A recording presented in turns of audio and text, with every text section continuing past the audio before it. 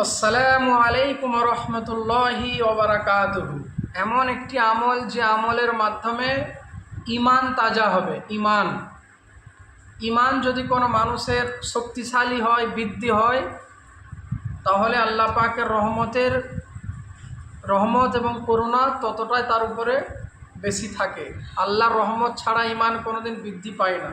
আর আল্লাহর রহমত এবং ঈমান বৃদ্ধি করার জন্য একটি গুরুত্বপূর্ণ আমল, এত সহজ আমল যদি কেউ কোরআনও না পড়তে পারে তারপরেও সে জানে।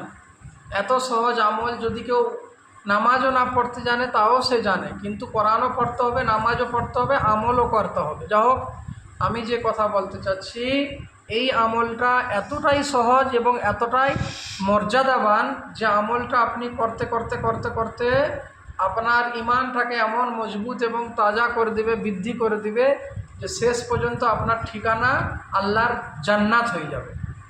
তো এত সুন্দর, এত সহজ একটা আমল আপনাদের সামনে নিয়ে এসে হাজির হয়েছে। আমলটা অতি সহজ, করতেও সহজ, পড়তেও সহজ, কোনো অসুবিধা নাই এবং পড়তেও ভালো লাগে। কিন্তু তার মধ্যে ফায়দা কি রয়েছে যে ঈমান নিয়ে মৃত্যু তো হবেই হবে এবং ঈমান নিয়ে দুনিয়াও থাকবে, ঈমান নিয়ে কবর পর্যন্ত যাবে।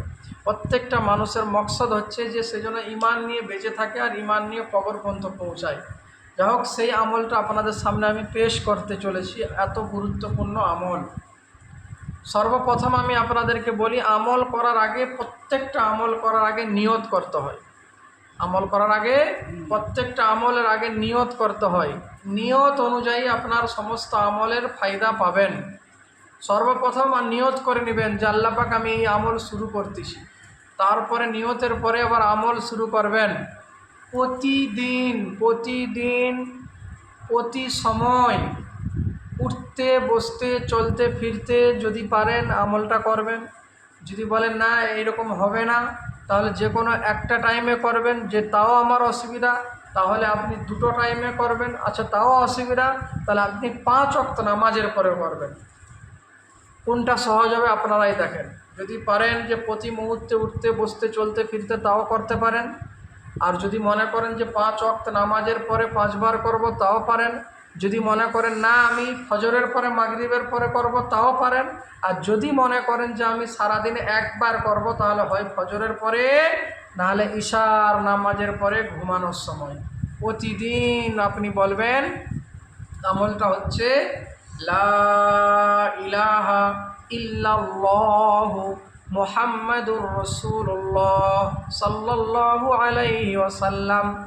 এবার আপনি যখন আমল শুরু করবেন বলবেন লা ইলাহা ইল্লাল্লাহ, লা ইলাহা ইল্লাল্লাহ, লা ইলাহা ইল্লাল্লাহ, লা ইলাহা ইল্লাল্লাহ। আবার মাঝে বলবেন মুহাম্মাদুর রাসূলুল্লাহ সাল্লাল্লাহু আলাইহি ওয়াসাল্লাম, লা ইলাহা ইল্লাল্লাহ, লা ইলাহা ইল্লাল্লাহ, লা ইলাহা ইল্লাল্লাহ, মুহাম্মাদুর রাসূলুল্লাহ সাল্লাল্লাহু আলাইহি ওয়াসাল্লাম, লা ইলাহা ইল্লাল্লাহু মুহাম্মাদুর রাসূলুল্লাহ সাল্লাল্লাহু আলাইহি ওয়াসাল্লাম।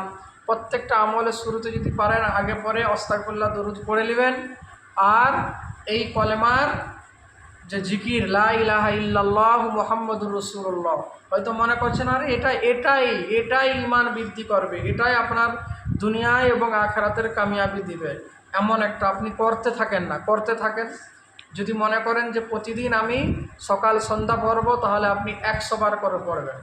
ফজরের পরে 100 বার, মাগরিবের পরে 100 বার। যদি মনে করেন আমি 5 ওয়াক্ত নামাজের পরে পড়ব, তাহলে আপনি 41 বার করে পড়তে পারেন। যদি বলেন 41 বার আমার দেরি হয়ে যাবে, তাহলে আপনি 21 বার করে পড়বেন। যদি বলেন তাও আমার অসুবিধা হবে, তাহলে আপনি 11 বার করে করবেন। কিন্তু পড়া ছাড়লে হবে না, যা শুরু করবেন ছাড়লে হবে না।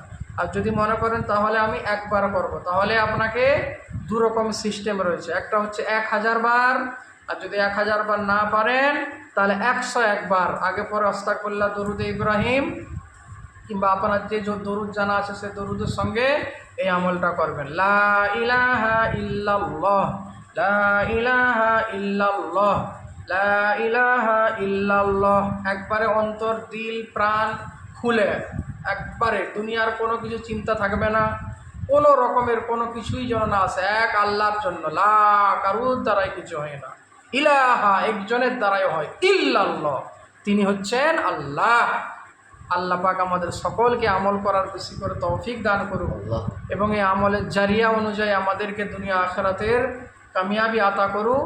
যারা আমার এই চ্যানেলটিকে দেখছেন অবশ্যই সাবস্ক্রাইব করবেন, লাইক কমেন্ট শেয়ার করবেন। আল্লাহ পাক যারা আমার এই ভিডিওগুলো দেখে প্রতিনিয়ত তাদের ভালো করুক এবং প্রতিনিয়ত তাদের জন্য আমি দোয়া করি, আপনারাও দোয়া করবেন। আসসালামু আলাইকুম রহমতুল্লাহ।